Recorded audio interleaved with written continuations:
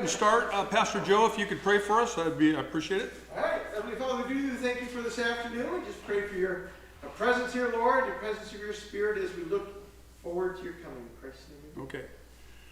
We're going to really touch on the spiritual duplicity of the world, really, and what's sad is America is caught right in the middle of it. But let me just show you some of these things here first. Just some headlines here.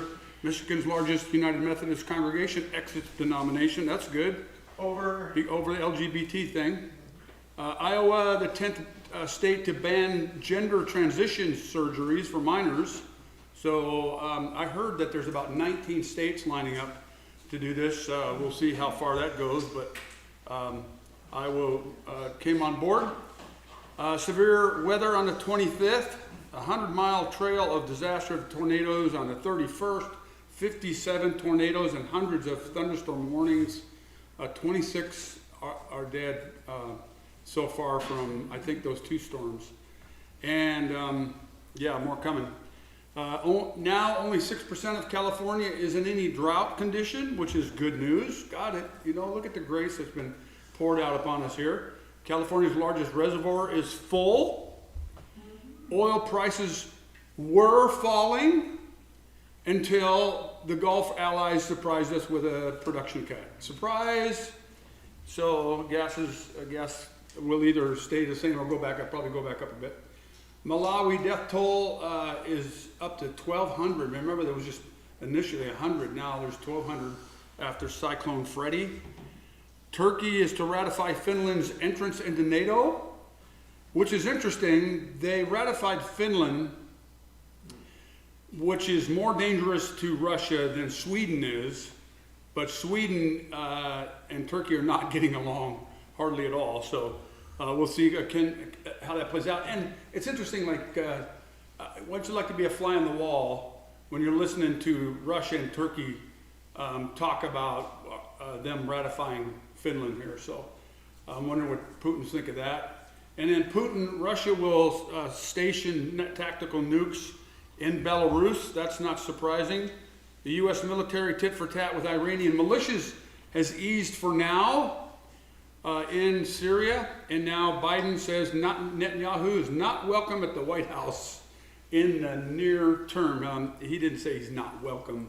That's a headline. He said he's not going to have him over like for dinner for the near term.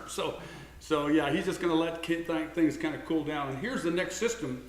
This is Tuesday, so depending on how far or south or north that low goes, there's going to be a lot of severe weather from Texas on north, and we could be part of that. So just pay attention. There's some really strong jets coming around that system as well. So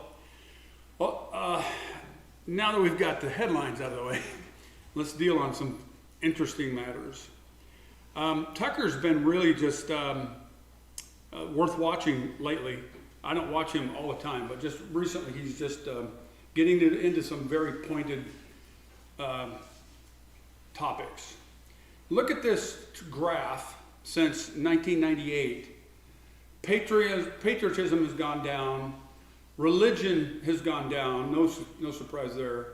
Having children has gone down. Community involvement, look at that, that's the worst fall. Everybody just wants to stay at home. Well, the COVID didn't help that, but this is since 1998. But look at the money. Look at the green line. What does the Bible say about love of money? So anyway, that continues to go up. Interesting.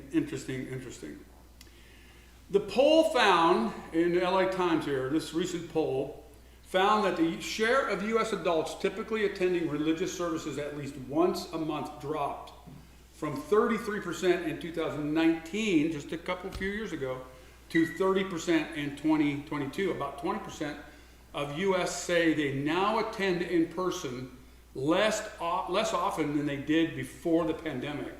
About 40% say they have participated in religious services in the prior month, one way or another. So still not surprising and sad terms.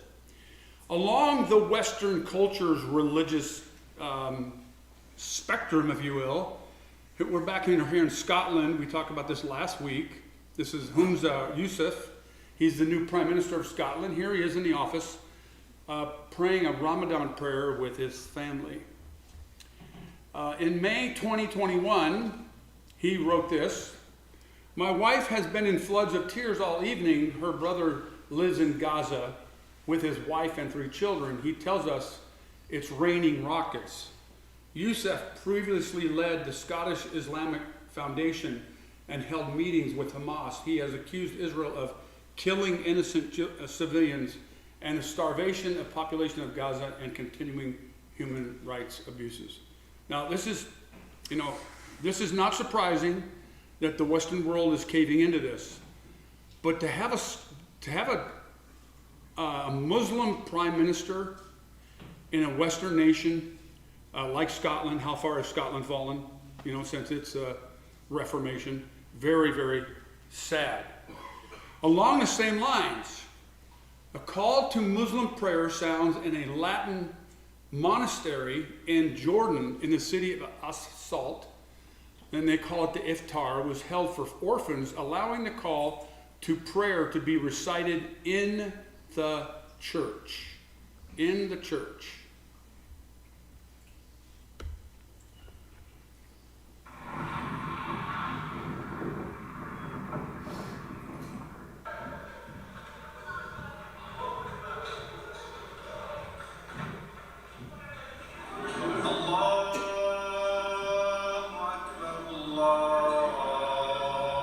Okay, that's enough of him. See, why are we doing this? We're doing it for orphans. I want to remind you that the Antichrist and the false prophet, who we're going to talk on a little bit later, they're doing this for the good of humanity. They're going to be out to save humanity. Satan is going to deceive us. God is going to blind our eyes. And we are going to ask the Antichrist and Satan himself to come and save us. If there were a symbol of what happened to faith in Ireland, it might be this: the Church of the Annunciation just outside of Dublin. It used to be one of the largest church buildings in all Ireland, but it's been demolished because so few people attended services. Anyone over 50 in Ireland can still remember a nation where almost everyone went to church, but today live in a nation where in some areas almost no one goes to church. The Christian faith that has dominated Ireland for centuries died with surprising speed. And as one leader put it, today for the Irish, God has become irrelevant. They not only walked away from the church, they legalized same-sex marriage, abortion, and elected an openly gay prime minister. Nick Park heads Ireland's Evangelical Alliance. It was very much a cultural religion, but they were Catholic because they were Irish, and the two were seen as synonymous. We were very arrogant as a church. Paddy Monaghan helps lead the Evangelical Catholic Initiative. Sadly, it's taken the 2 referendums that we both lost, one on same-sex marriage, one on abortion, to bring home to the Catholic Church in Ireland that they're now a minority church. Church buildings abandoned, some Catholic seminaries almost empty. One clergyman wrote that the battle for faith in Ireland has been lost, but a new church is rising.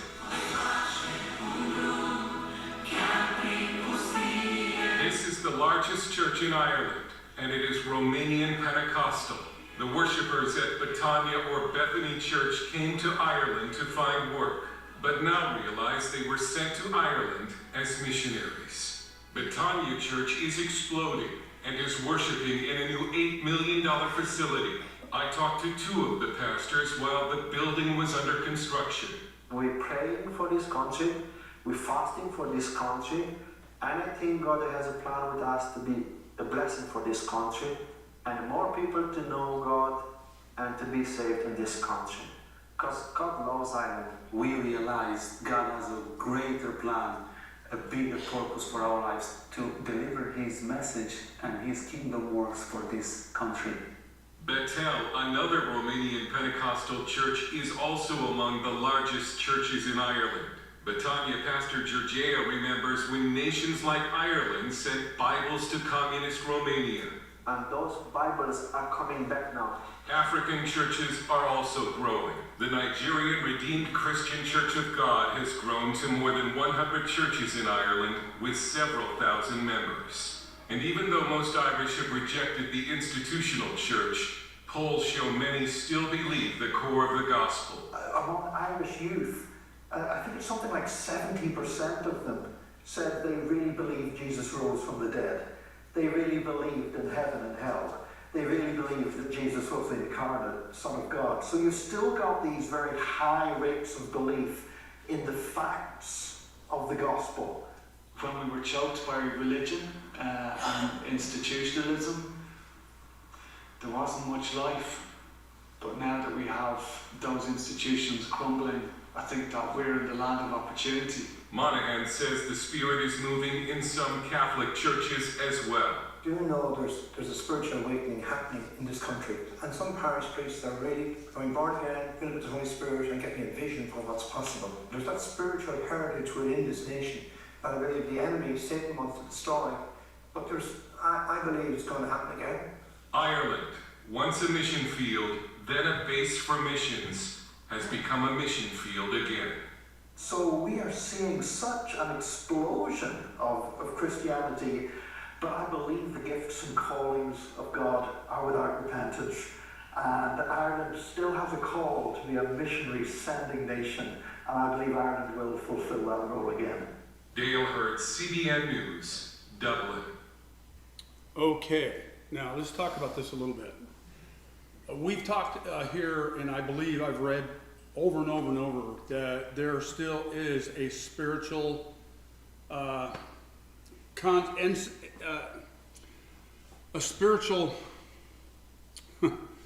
issue with the younger people.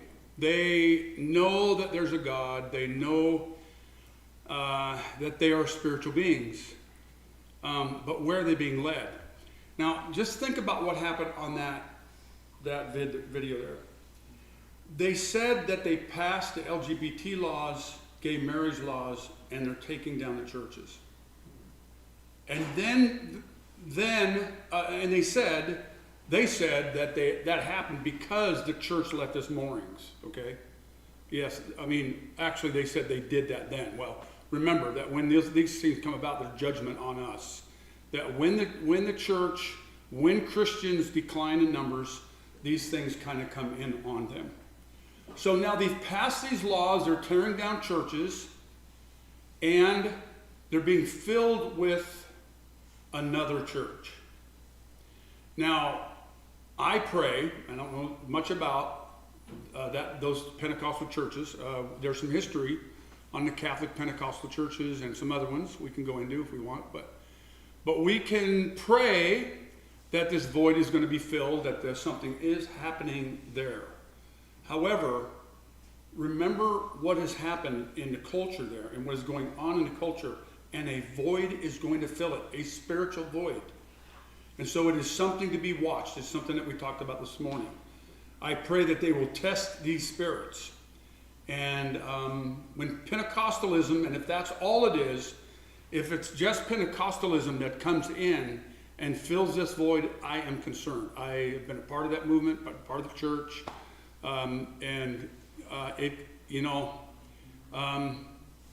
When you focus on the gifts and emotions and those kinds of things, things are going to go haywire. They're not going to grow spiritually.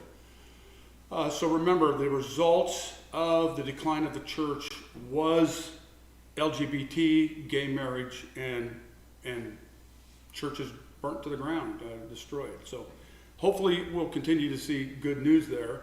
But along, again, the same lines, the UAE ambassador organized a iftar, the call to prayer, in Israel for the first time. The ambassador can be seen kneeling in prayer as well as addressing those present in a backyard setting. Thank you to so many leading members of Israeli society from Jewish, Muslim, and Christian and Druze sectors for joining me this evening, he said. In 2020, the signing of the Abraham Accords marked the beginning of the diplomatic relations between the UAE and Israel. The UAE became the first Arab country to normalize relations with Israel since Jordan in 1994. The official Israeli embassy in the UAE was opened in June 21, while the UAE opened its embassy in Tel Aviv on July 14th of the same year. So I see something happening spiritually, and I'm cautious. I'm very cautious about the Christians in Europe, and I'm very, very concerned about the Christians in the Middle East. We've seen these mosques, they're not mosques, sorry. They are coexisting centers, basically, of worship in the Middle East, in Germany, and other places, and they're going up. And here is just a sign of that. So think about this now. Israel has brought this into their land because they want to appease the world and appease whoever with the Abraham Accords. This is what's coming in on the heels of the Abraham Accords. Now, people say, well, we've got more security in the Middle East. We've got some, did you see what China's doing? Iran is kind of on their heels, all these kinds of things. Well, you know what? Let me ask you a question. Would you rather have Iran mad at you, China mad at you, or God? And I think that we know the answer to that. So this is them praying together in Israel. Israel invited them to do this. In our local neighborhood, somebody pointed this out. Diversity, equity, and inclusion. What's the big deal? By Brian Daniels. This is at Mount Marty. So this is the equity and inclusion based on race and basically everything else. So that's happening at Mount Marty. Soon coming. So Tucker, again, this week, has been on a roll here. Why are some trans people so angry, and why do they seem to be mad specifically at traditional Christians? We can't think of any trans person who's ever been murdered by a pastor. As far as we know, that has never happened. So it's not an actual threat of violence from Christians that's inspiring some trans people to buy AR-15s. No, it's got to be more fundamental than that. And it is. The trans movement is the mirror image of Christianity, and therefore its natural enemy.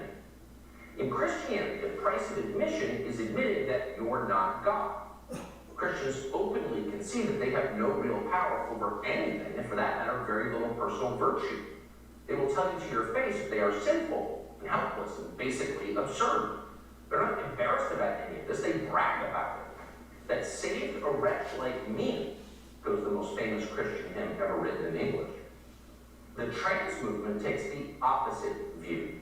Trans ideology claims dominion over nature itself. We can change the identity we were born with, they will tell you with wild-eyed certainty.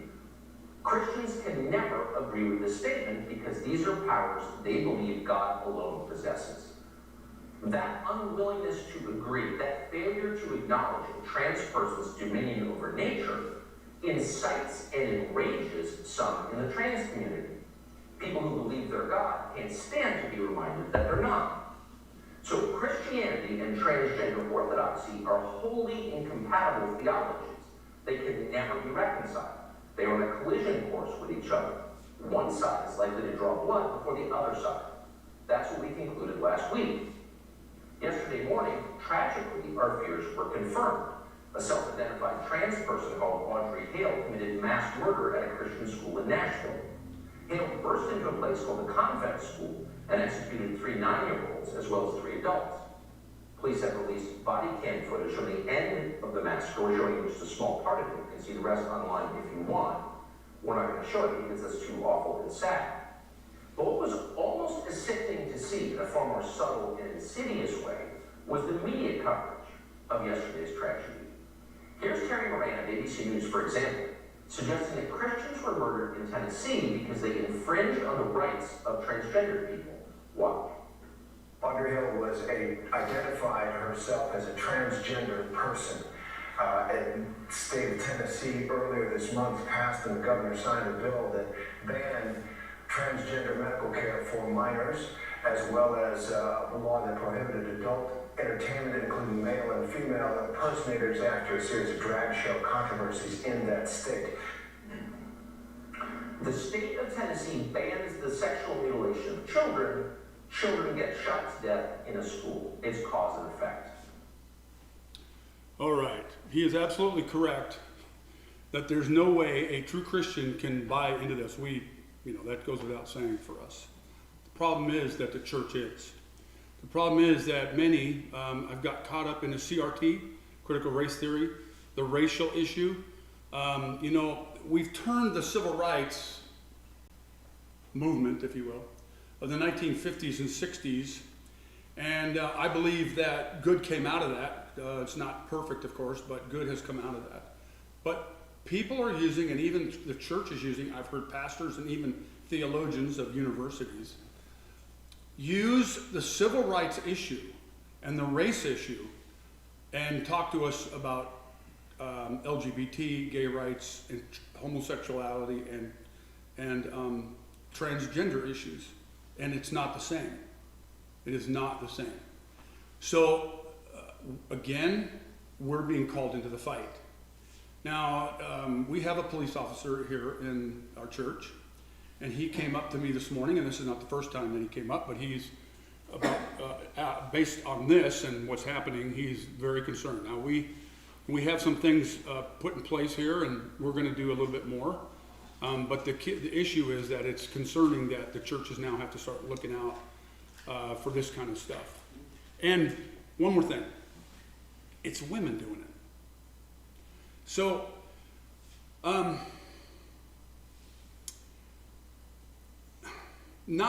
we've talked about this a little bit, but think of the number of students now in high schools and junior highs and colleges that are being caught up with female teachers, because they've been given over to this spirit, if you will, in America. When women start to turn on families, when women start to turn on God in families, and they go sideways, it is really a pointed issue to the culture. It reveals that the culture is in a very, very deep problem. Just touching on earthquakes real quick, a significant round of earthquakes in the Yellowstone Lake this week. Don't see too many of those. I thought that was kind of interesting. Just about 3 hours ago in Papua New Guinea, so I haven't seen the reports of this, but this is a 7.3 on the ground here in Papua New Guinea. That's downstream from Turkey and India in there, so just that force from a few weeks ago. So anyway, we'll continue to watch that kind of stuff. In one day, this is all the active advisories and warnings in the United States last week when several people died in the tornadoes and all that kind of stuff. I just wanted to show that picture that you don't really see a picture of the United States where there are so many active warnings and advisories. Even the coastal surf advisories, wind advisories, look at Alaska and Hawaii are all included. Nobody got left out of this except maybe Arizona. So they're waiting for their spring dust storms. So anyway, and Florida made it. My wife and Nan are having a good time in Florida, but it's time to come home. So Elon Musk, futurists make impassioned plea for action as AI grows stronger and smarter. I'm not going to get into this. We've talked about this stuff, but him and others continue to say that we need to get on top of AI before it gets on top of us. We need to conquer it. We need to run with it. We need to,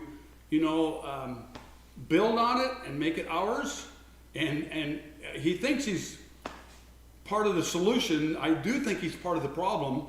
However, he does see the dangers as many others do. Concerning geopolitical relations, China, U.S.'s top rival, and Brazil, the biggest economy in Latin America, strike a deal to ditch the dollar for trade. So, China is making huge moves in the military, in oil, and against the dollar. Now they're taking Brazil, which is a huge economy. I think it's the biggest South American exporter of I'm not sure if it's wheat, but of some things. Venezuela has most of the oil. Brazil is a huge production of crops and stuff, and so is Argentina as well, of course. But Anyway, this is a big deal. Russia assumes the UN Security Council presidency. Does this make any sense? This picture right here shows you where the world is. We are dumb as a box of rocks. That we say, okay, Russia, now what happens is, and let me just read this, each of the council's 15 members take up the presidency for a month on a rotating basis, a pattern. The last time Russia had the presidency, February 22, it launched a full-scale invasion of Ukraine. It means the Security Council is being led by a country whose president is subject to an international arrest warrant for alleged war crimes. So now, if the world can't fix this, and they can't see this and dump this council, or at least dump this nation on this council and others, we're in trouble. There's no way, shape, or form that they can fix or will be willing to fix the world's problems, but they won't be able to fix them. In fact, I believe God's going to make them so big that they can't. They're going to try and just thumb their nose up at God. Now, I know this is hard to make out, but this is a burial plot, a new one, a burial plot for Russians. Look how large it is, and there is many of the burials. Most of these are from the Wagner Group. They're just Ukraine is talking about how many they're just slaughtering these guys. Russia is still making some headway, but they're not going very fast. And we talked about how many, they have 20 to 30,000 people million people that they can still throw at this. So it's devastating. It's actually kind of frightening what people will do. Along the same lines, the West is saying, we're coming at you, Russia. Here's some Leopard tanks. They've been released from Germany and some other places as well. France, now this is not for sure yet, but according to France online portal, Ukraine hopes to receive at least 40 Mirage jets. So we'll see if that continues to go through. Here is the latest reception of American arms. Look at these vehicles all headed to and ending up in Ukraine there. These are Bradleys and some other vehicles there. So the tanks have not arrived, of course, yet. China settles, now I should have had this up further, but China settles its first LNG trade in yuan with the UAE. So this goes back to the dollar thing. What? 65,000 tons of Emirati liquid natural gas was purchased by China. The transaction was carried out by the China National Offshore Corporation and France's Total Energy. So France is allowing this, or helping this, assisting this, and through the Shanghai Petroleum via the natural gas exchange. Why? Because the risk between the United States and the Kingdom of Saudi Arabia have accelerated China's strength in the region and thus a push to move away from the US dollar. The Kingdom of Saudi Arabia, Egypt, UAE, Iraq, and others are moving to allow oil purchases in the yuan. China is moving to get African nations to use the yuan as well. So America, it's really just going to be another interesting point what happens to America. Will we be filtered into Europe at some point? Will we be left on our own to fend for ourselves? Will a Buchanan step up and say, bring everybody and bring our money home? It's just going to be very interesting to see what happens in the next few years. What does God happen? We should be praying to that end, by the way. What does God want to do with America? I still believe, especially doing these things on Sunday nights, you can kind of go, oh, that's just nothing good. Dan Crick said this morning, you'll be there for how many, what did he say? You're going to be there a long time because of all the news. And I told him I'd had to delete about 100 slides, and I did. There's so much news, and it's so bad. It's just kind of dark. But I want to remind you of Habakkuk and other places. Jeremiah was telling the people, listen, dig in, live by faith, and go into exile if you have to. Those kinds of things. It is a very, very dark time. But if you look close enough, there are some really good people doing really good things in the church and for the church. We still got some good preachers. Some of them are getting old. John MacArthur's ailing now, and there's some other things going on. But we're in some very dark times. The world's largest drone company is likely selling technology to Iran. So this is Chinese. This is not a surprise, right? This is not a surprise as the Axis powers come together. Here's another come together. The Kingdom of Saudi Arabia approved a plan, this is a big one, to join the Shanghai Cooperation Organization as a dialogue partner, a precursor to being granted full membership. The SCO holds an annual summit to discuss economic cooperation and mutual security. Economic cooperation and mutual security. Now, we've talked about this SCO, a few times. You remember that Iran, they let Iran in here just about a year ago. And now they've let the Kingdom of Saudi Arabia in. Others are probably going to likely join. But this is the East versus the West. So this is the Shanghai, that's East, okay?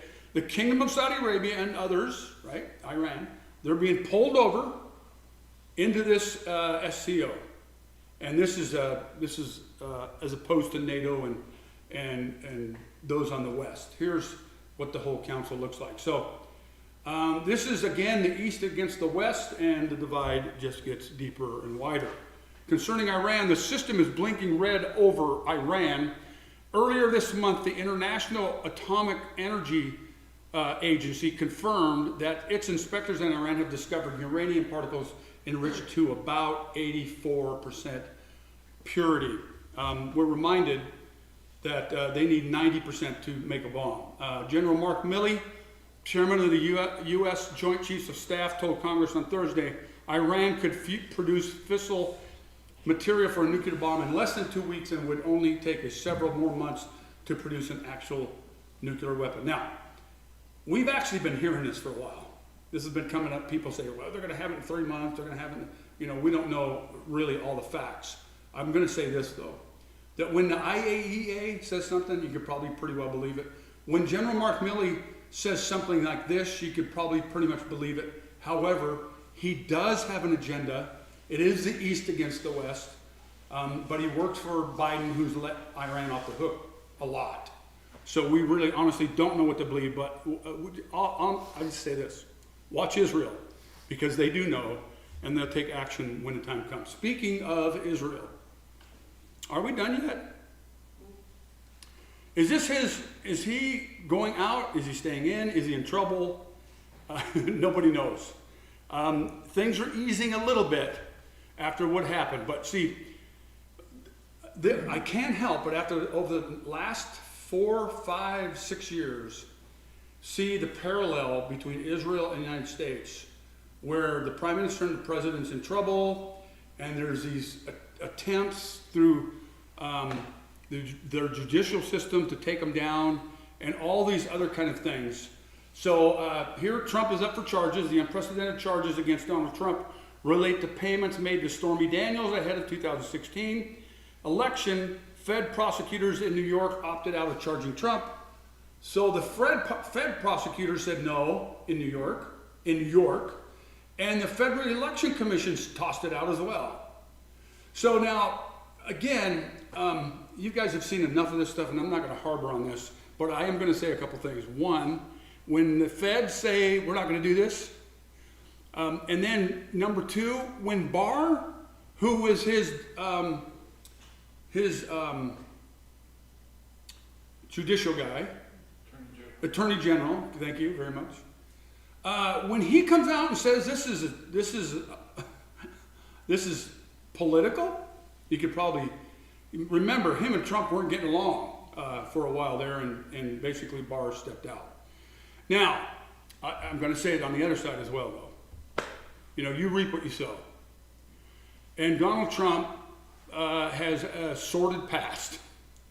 And you just don't leave those things behind, especially you're in politics when you go to pick, when you want to go be a GOP president in the United States, you're picking a fight.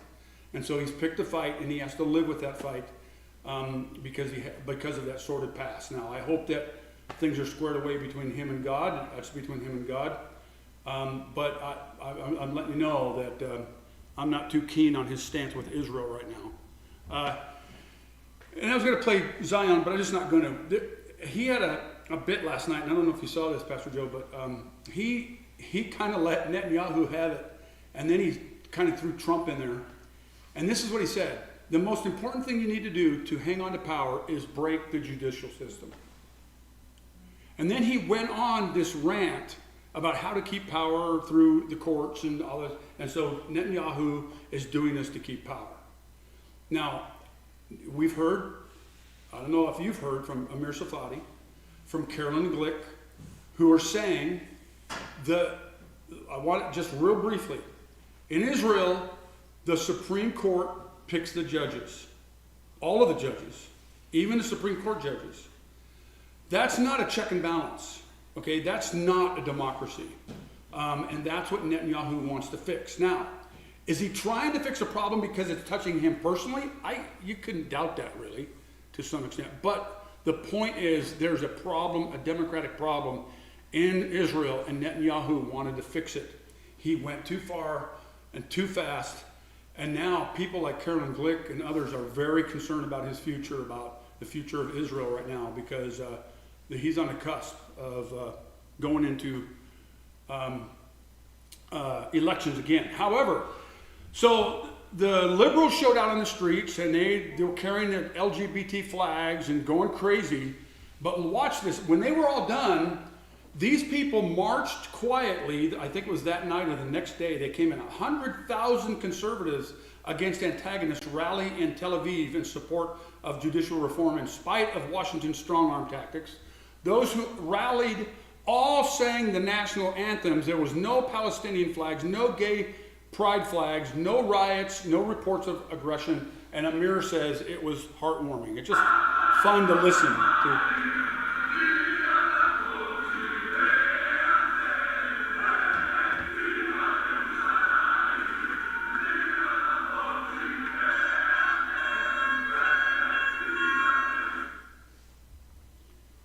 One more. Look at this crowd.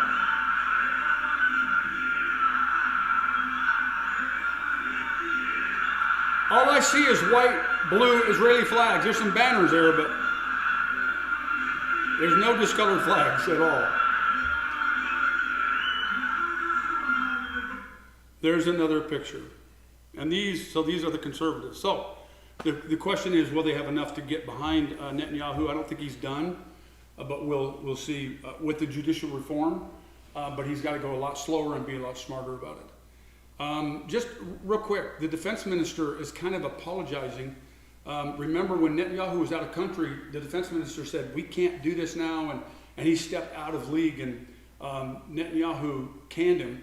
He kind of apologized. We'll see how that plays out. But so in Camera UK, watch this. Can the whole world be wrong about the Jews? The whole world. I don't think the whole world, including the Friends of Israel, Israeli people and government, can be wrong. This was Kofi Annan in the UN Secretary General in 2002.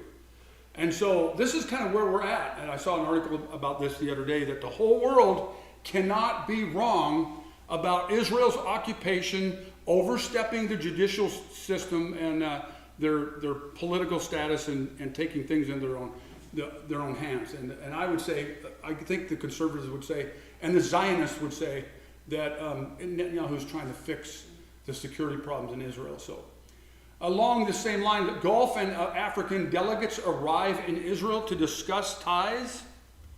Representatives of think tanks, applied diplomacy institutes, and journalists from countries in the Gulf and Africa arrived in Israel this week for a conference in Jerusalem.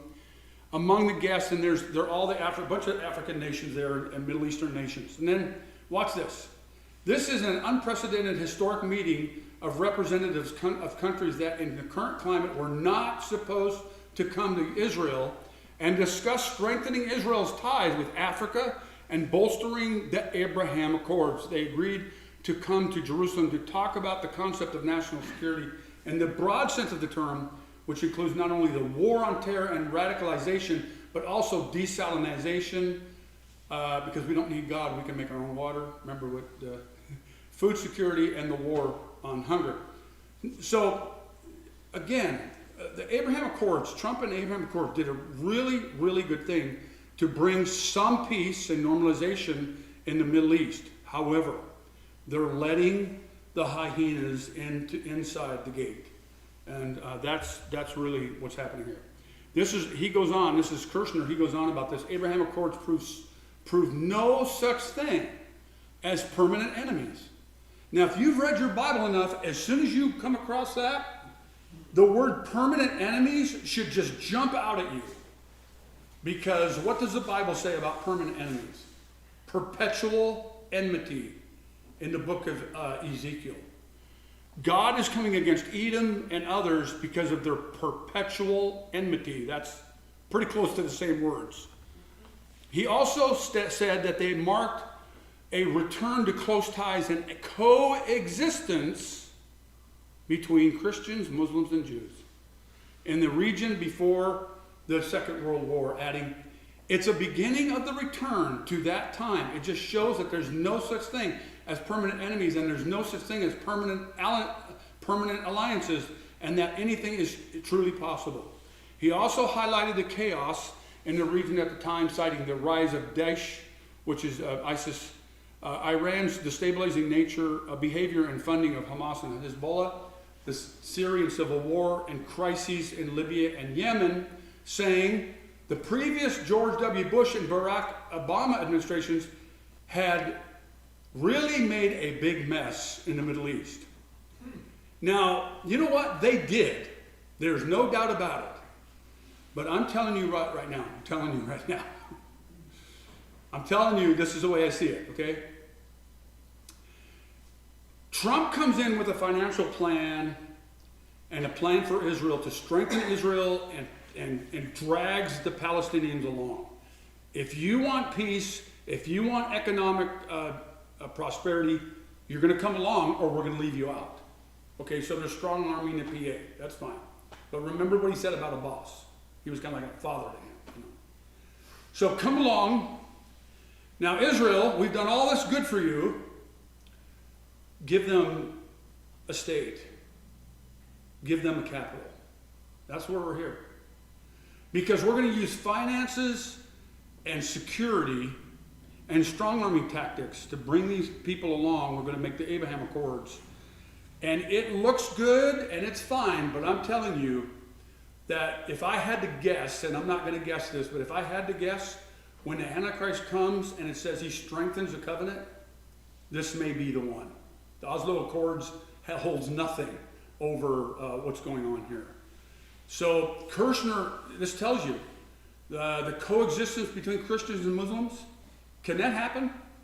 In Jews? Now, in a culture, living together, yeah, I mean, that's what's happening in the world, right? That's what's going on. But now we're praying together. We're doing climate change together in Egypt, in the Sinai Peninsula. We're worshiping together in several different places around the world now. This is not good. And this is the peace and security, I believe, that Paul's talking about, this false stuff coming together, and it is going to cost the world, not just Israel, but the whole world.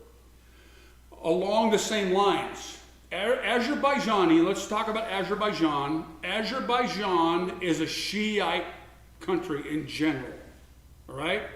A huge southern portion of their country, Iran claims them, and they're Shiite Iranians, descent and, Farsi, I'm not sure if it's Farsi language, but it's Iranians. So anyway, watch. Azerbaijan decides to open a diplomatic office in Palestine's Ramallah.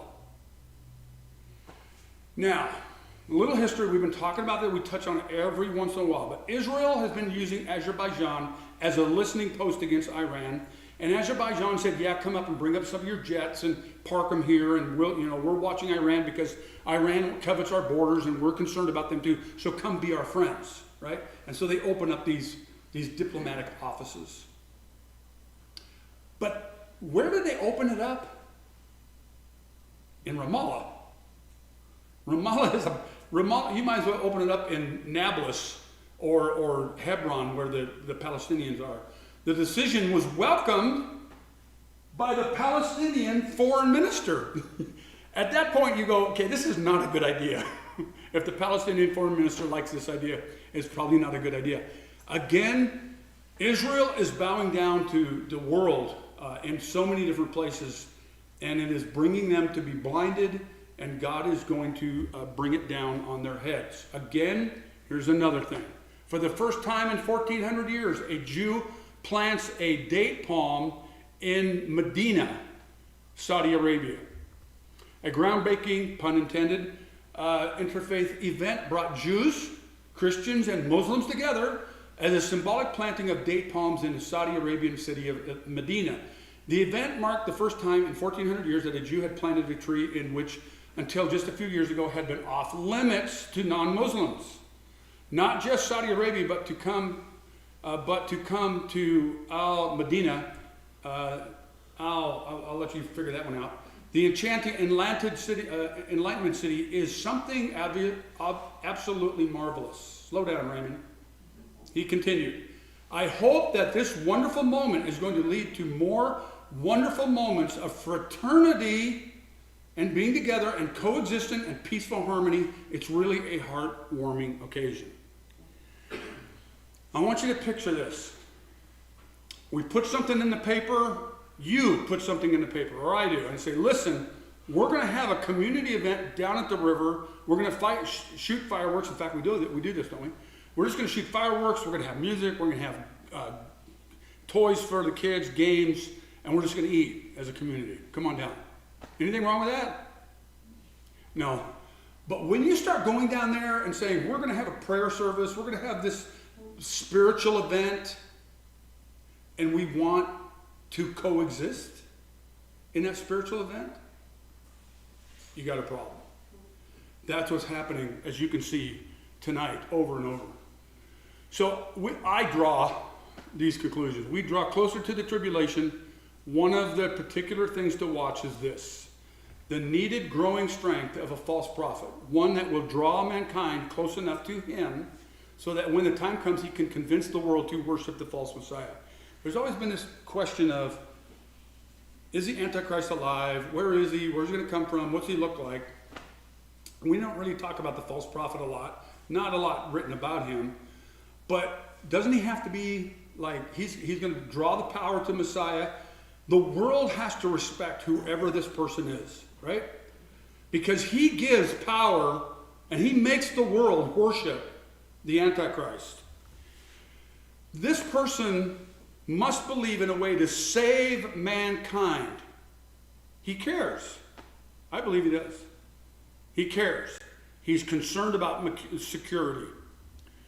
There are only two valid candidates at this point in time. Catholicism, I'm not going to mention a man, but a system. Catholicism, which believes in a spiritual case to save mankind from its own destruction. The vicar of Christ must lead this way to salvation. The other is Islam, which also believes in a spiritual salvation, but only through submitting to Islam. Their work is to conquer the earth for Allah. All right? I think I might have spelled Allah wrong. I think there's two L's. But anyway, Catholicism holds sway over the Western world, but is drawing the rest of the world to it through talks of universal peace. Currently, there are 1.3 billion adherents to Catholicism. Islam holds sway over the Middle East and much of Asia. Its strategy is to populate other portions of the world or subdue it, thus propagating Sharia law. Currently, Islam has 1.9 billion adherents. Together, these two religions currently make up more than 1/3 of the planet. 1/3. Now, having said that, I lived in Turkey twice. Those people are very secular. I won't go into all that. Just know that they were basically secular. But however, they consider themselves Muslims. All right. And when you get into a discussion, it's Muhammad and Allah. Okay. You can go out and they can go out and party, they can go out and do whatever, but if you're going to get into a discussion about politics and religion, it is Islam and Allah, all right? And isn't it the same thing with Catholicism? That my family is Catholic, so I'm Catholic, and do you go to church? And well, I don't really attend. And you know, we got that big sign out here on the freeway. It says, come back home. To Catholicism, come back home. There's a lot of kids that aren't at home right now. The point is, that's a third of the planet. A third of the planet. Zechariah 5:5. Then the angel who talked with me came forward and said to me, lift up your eyes and see what this is that is going out. And I said, what is it? And he said, this is the basket that is coming out. And he said, this is their iniquity in all the land. And behold, the leaden cover was lifted, and there was a woman sitting inside the basket. And he said, this is wickedness. And he thrust her back into the basket and thrust down the leaden weight on its opening. There's a wickedness, a female, which is usually a false religion, and it's being kept under wraps with a leaden weight. Then I lifted my eyes and saw, and behold, two women coming forward. The wind was in their wings. In other words, they were being lifted up, and even, you can make a case, enabled by God. Remember, Revelation gives the dragon power, all right? And then he gives the power away. The wind was in their wings. They had wings like the wings of a stork. That's bad. And they lifted up the basket between earth and heaven. Then I said to the angel who talked with me, where are they taking the basket? Isn't it interesting? He knows, because God's telling him. He said to me, they're to the land of Shinar, to build a house for it. And when this is prepared, they will set the basket down there on its base. This is way after Nimrod. This is way after the Assyrians and Babylonian worship. This is well after all of that stuff. So I came across a post, Joel Richardson, who I don't believe in all of his eschatology. He's very interesting. I like him a lot. He's a good guy. Very good guy, doing a lot of good stuff. But he's got a lot of contacts with Iran and those kind of things. Now, he knows a lady who's doing, I think this one lady herself has saved 400 people a year in Iran. On average, she's saving 400 people. Well, she's leading them to Christ. He knows this couple. And they got saved. And he said, you know what, for security and all this stuff, we better leave Iran. So where are we going to go? Let's go to the United States, land of opportunity. They come to the United States, and you know what happened? This is her words. This is the wife's words. America is like a land of a satanic lullaby. See, I've been seeing more posts over and over from people from China, older people who went through World War II and communism and some of this other stuff. And they're coming out saying, America, you need to understand what is happening, what is coming your way. That you are being lulled to sleep while people are going to take your life, your security, your power, and then your religion. Now, I'm going to tell you this. The good thing that's going to happen out of this is wherever there's persecution, what happens to the church? It grows. So there may be that. If you want a revival, be careful what you pray for. All right? Back to Isaiah. Okay, we've covered. I don't know why I did that. Oh, okay. Yeah, I know why I did that. All right. Here's where we're at. We're at 8:16. Bind up the testimony. Seal the teaching among my disciples. This is Isaiah saying, I will wait for the Lord, who is hiding his face from the house of Jacob, and I will hope in him. Now stop there for a second. This reminds me of Habakkuk, doesn't it? This reminds me of those people who saw problems coming. Jeremiah. They saw problems coming, but they've seen a promise. They've heard the promise and they understand the promise, and they are saying, okay, God is hiding his face, However, verse 18, behold, I and the children whom the Lord has given me are signs and portents. In other words, something's going to happen in Israel from the Lord of hosts who dwells on Mount Zion. Now, who's I? Isaiah. Who's his wife? Remember, he went into his wife. She's the prophetess. And who are the kids? Shir Yashub, which means a remnant shall return, and Maher Shalahashbaz, which means Assyria is going to hurry up and come and get stuff. That's a paraphrase. But he's got a nickname. God is with us. And I believe, of course, he's pointing it forward. Now remember, we've seen the word Emmanuel 3 times in Isaiah up to now. Isaiah 7 and 8, it's there 3 times. And God is with us. Now, remember, that's in Matthew, the book of Matthew and as well. So verse 19, and when they say to you, inquire of the Medians and Neomancers who chirp and mutter, should not a people inquire of their God? Should they inquire of the dead on behalf of the living? Now, in our day of age, we have people who still do tarot cards, and they still do, they look at the horoscopes, and I see some of that, but I don't hear it a lot anymore. I'm sure there's people doing it. But the question is, who are you going to run to? Who are you going to call? Ghostbusters, right? Who are you going to run to? You're going to run to the politicians. We're going to run to China. We're going to run to the EU. We're going to run to President Biden. Are we even going to run to President Trump or even DeSantis?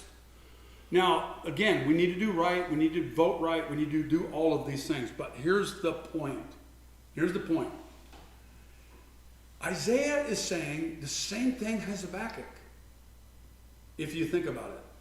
I'm going to stand and watch. I'm going to walk righteously. The just shall live by faith. I'm going to walk righteously, and I'm going to watch what God does. Because I have some sons. I've seen my sons God gave me. And my sons are signs for Israel. And promises or portents or futures for Israel. All right? He knows the truth. You and I know the truth. No matter what happens, I've heard more about the EMP. Did you see Quaid? Did you see Quaid come out in Fox News and some others? If you look him up, he's on kind of a rant now about our electrical grid. And all he's got to take is one EMP, and he's talking about how dangerous we are with that system. It would send us back to the 1800s. He's absolutely right. There would be, think about this. Your electricity goes out, boom, right now, and it could even just be for 100 miles, but it goes out regional, if not semi-national, if not national. Your electrical grid goes out. You and I go check the lights. Okay, what's going on? Then we turn on, some people are going to hear radios, and you got these other things going, and people start talking, and did you hear this, and did you hear that? You got the CB radios if they're working, and all these other things happening. So what's going on, what's going on? EMP. Some people saw it, whatever. Okay. So all this stuff happens. So within an hour or two, people are what? Panicking. Where do you think they're going? Either to the store first or to the bank. And they're not going to get in either one. They're not going to get in either one. So if we thought that COVID was quick, where remember I took that little trip and I said, I'm just going to stop by some stores and see if they have toilet paper. I just did it for fun. And we had a friend, okay, we had somebody from church and they didn't have any, and they said, could you pick some up? So I went looking for TP. And it'll be a great memory. But anyway, you think that was a disaster? Verse 20, to the teaching and to the testimony. If they will not speak according to this word, it is because they had no dawn. They have no light. They will pass through the land greatly distressed and hungry. And when they are hungry, they will be enraged and will speak contemptuously against their king and their God, and turn their faces upward. And they will look to the earth, but behold, distress and darkness, the gloom of anguish, and they will be thrust into thick darkness. Verse 20 through 22. Do you think that was through the Assyrian desolation? We can say yes. I'm sure it was. But you know what? And there was a remnant that went into exile and during the time of Jeremiah to the Babylonians, right? We know that. But that is pointing forward. You know how we know that? Through a few things that have happened, but through the third term of O Emmanuel. Because O Emmanuel has to be in the land. He will be in the land. And I'm convinced, we'll get there, I'm convinced Hezekiah believed that he was going to see him. Verse 9, but there will be no gloom. Oh, so now, see, you come to church one morning and the pastor says, okay, for our text for today, we're in chapter 9, and I think that's supposed to be 9 verse 1. Let me just fix that. We are going to be in chapter 9. You haven't been to church for a while, or the pastor the preacher just decided, I'm just going to jump into some Christmas sermon here today, and we're going to start in chapter 9. And so you and I, we have, I haven't read Isaiah 1 through 8 in a while, or I've never read it, or I haven't really studied it, so we don't really get it.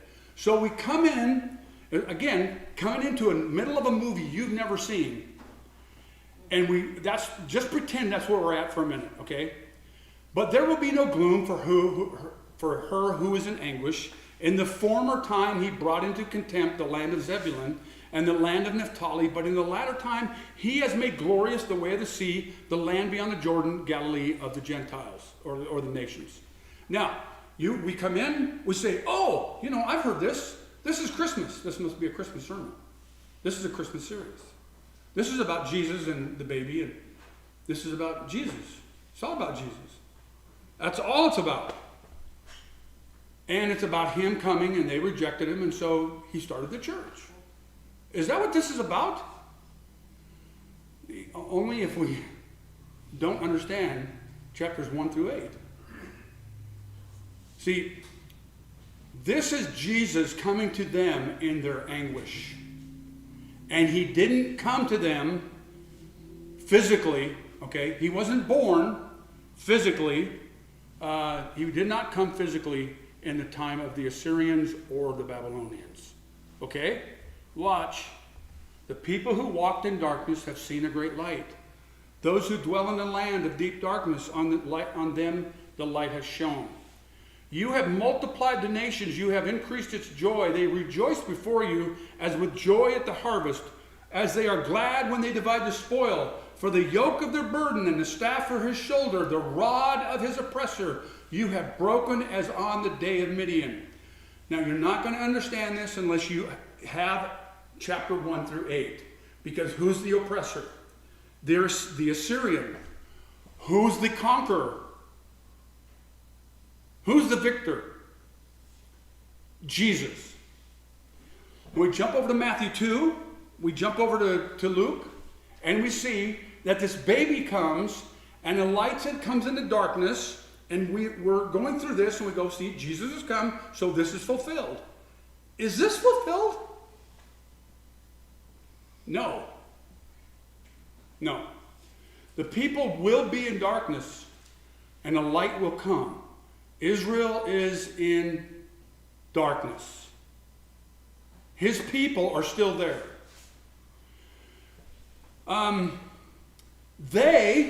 Israel, is going to rejoice as with the joy at harvest. This is a feast. And they will divide the spoil. Have they ever done that? And again, I'm going to do a study on dividing the spoil. You're going to see how absolutely amazing the times that Jesus will get the spoil, Israel will get the spoil. Isaiah chapter 17 again, we will spoil them, or we will despoil them who despoiled us or spoiled us. I can't remember exact terminology there, but we're going to take their goods, those people who came up and took our goods. That's what he said he's going to do. But the rod of the oppressor is the Assyrian. And by the way, as on the day of Midian, you got to go back to the book of Judges for that and see what happened there. And that did not happen. Okay? Now, remember, real quick, Sennacherib comes, angel comes, with one swipe of a sword or whatever, however he did it, he killed 185,000 people. Okay? And so we can say, well, that's the day of Midian. Well, first of all, Jesus didn't do that. And they weren't involved with that. And so, watch, for the yoke of his burden and the staff for his shoulder. So, for every boot of the trampling warrior in battle tumult, and every garment rolled in blood will be burned as fuel for the fire. Did that happen with the Assyrians? No. For to us, see? Now, some people want to say, God saved Israel back then because of the promised baby coming later. So this is all fulfilled, Jesus, and so they're saved, and now we can move on and we can unhitch from the Old Testament. And no, you can't. Because for unto us a child is born, unto us a son is given, and the government shall be upon his shoulder. Which government? The Zionist government. The government of the nations, if you will, as well. And his name shall be Wonderful Counselor, Mighty God, Everlasting Father, Prince of Peace. Of the increase of his government and the peace there will be no end. Has the peace ended? On the throne. Handles Messiah. Yeah.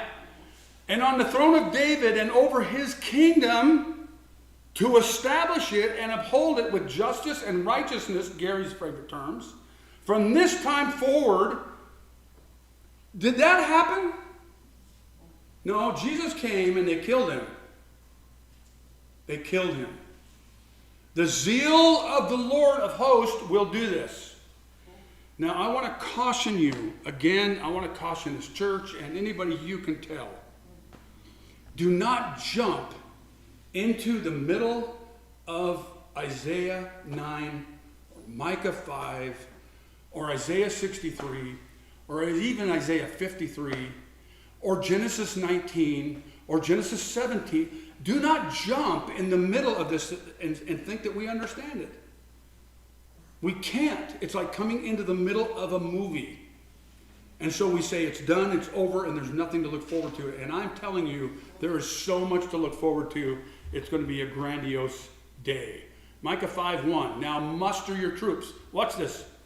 For every boot of the trampling warrior in battle tumult, right? 9:5. Watch Micah 5:1. Now muster your troops, O daughter of troops. Sages lead against us.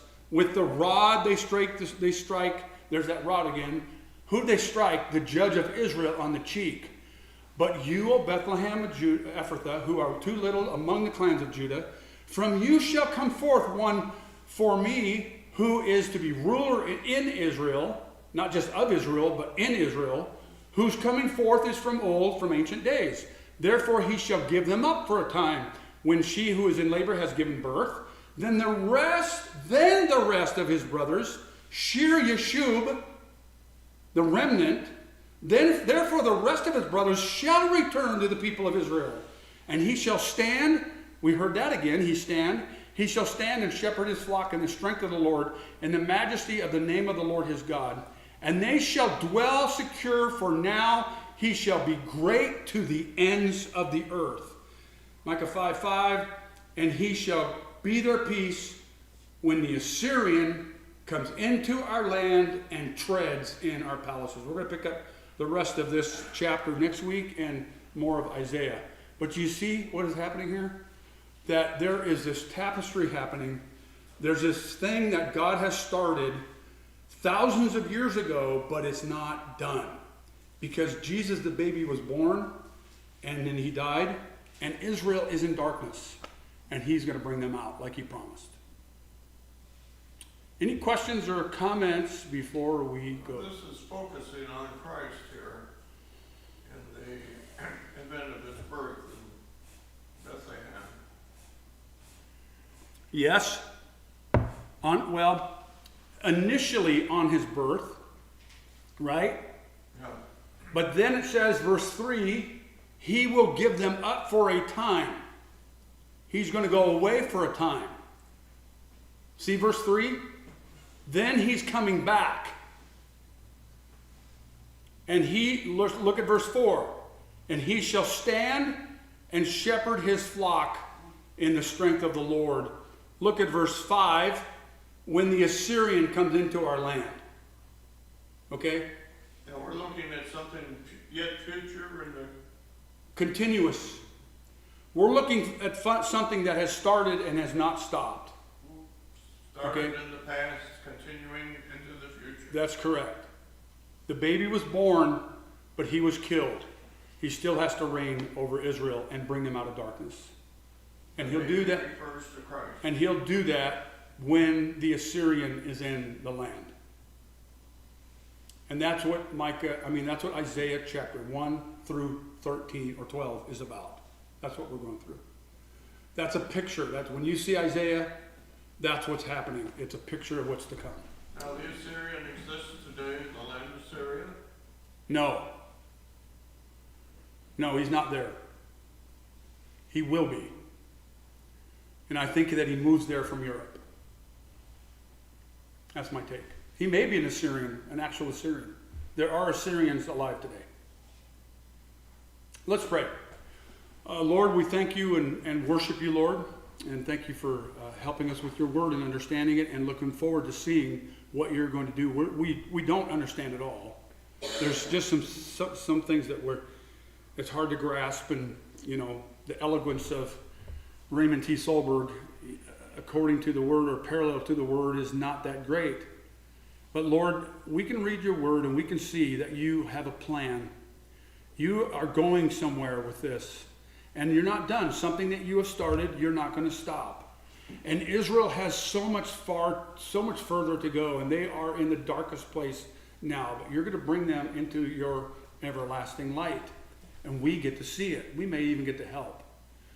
But Lord, we look forward to seeing what you will do and knowing what you will do and blessing others because of it. Give us courage, Lord, because see, when we know these things, Lord, we can look to you and go, you have a plan, and you can encourage our hearts and we can stay the course. So help us do that, and we pray this in your holy name. Amen.